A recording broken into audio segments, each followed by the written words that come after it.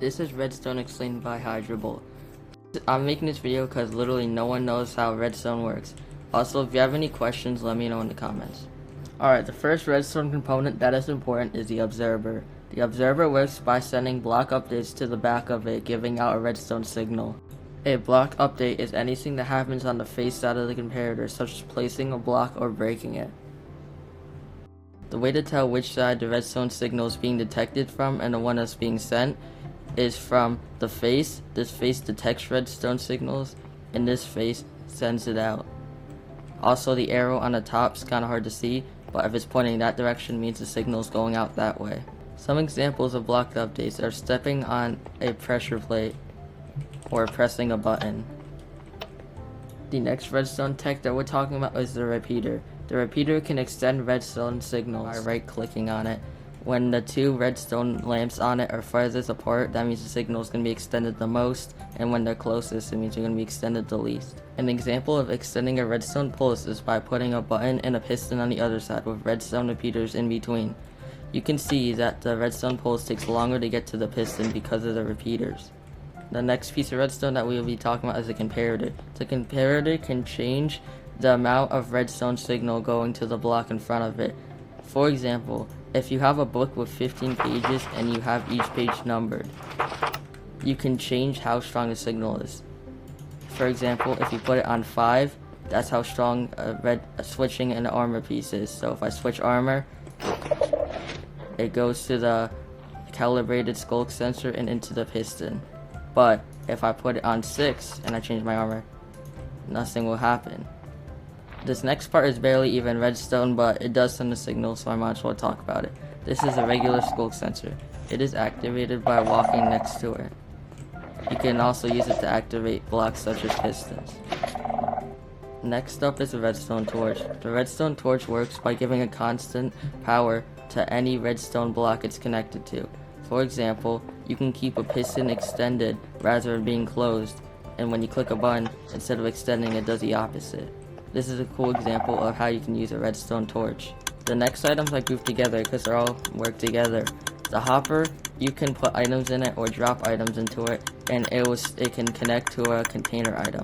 The dispenser dispenses items into other blocks. The dropper drops items, and the auto crafter, well, you can just click the tiles to control what it will craft. For example, if I put it like that, it will craft oak planks. One way all these blocks work together is by having a hopper connected to a dropper, which dispenses into an auto crafter, turning this oak wood into oak planks. Also, don't worry about what this is, I'll explain it later. As you can see, when I drop oak wood into the hopper, it turns into oak planks. Another way to use these blocks is by having a hopper connected to a dropper, which drops stuff into a hopper, and then the hopper connects to a chest. If I go like that, and now the item's in the chest. Both these are pretty useful uses of all these blocks. These blocks I grouped together because they all are pretty similar, and also they're pretty simple. We have the lever, we have the pressure plate, and we have the button. The way these work is by standing on the pressure plate. It activates a redstone signal. By pressing the button, it activates a redstone signal. And by pressing the lever, it activates a redstone signal. The only difference between these two and the lever is the lever you have to manually unpush, while the button and the pressure plate manually do it themselves. The next piece of redstone I'll be showing you combines a few of the other things that we learned. This is a redstone loop.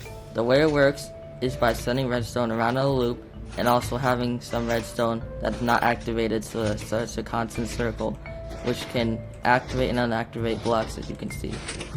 One way it's useful is, as you can see back here, it spams the auto crafter with redstone signals, which makes it craft really fast.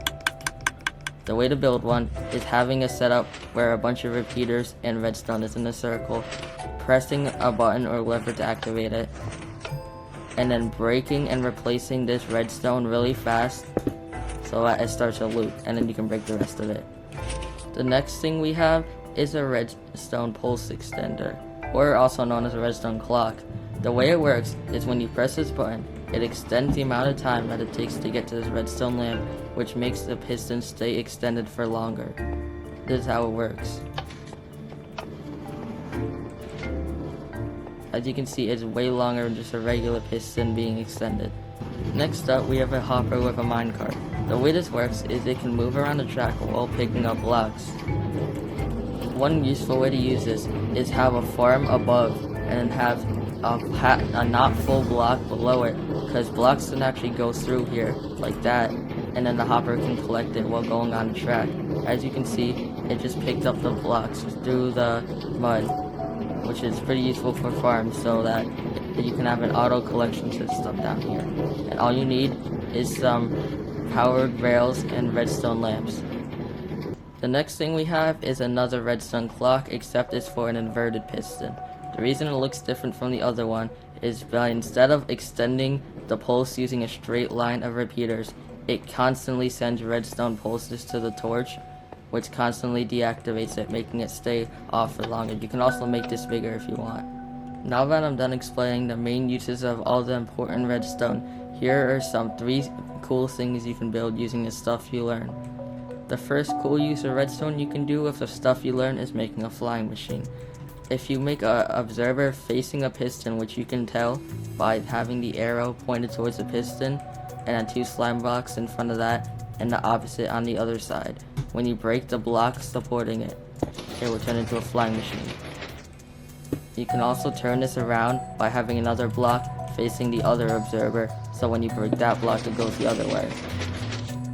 The next cool build is a classic. It's a piston door.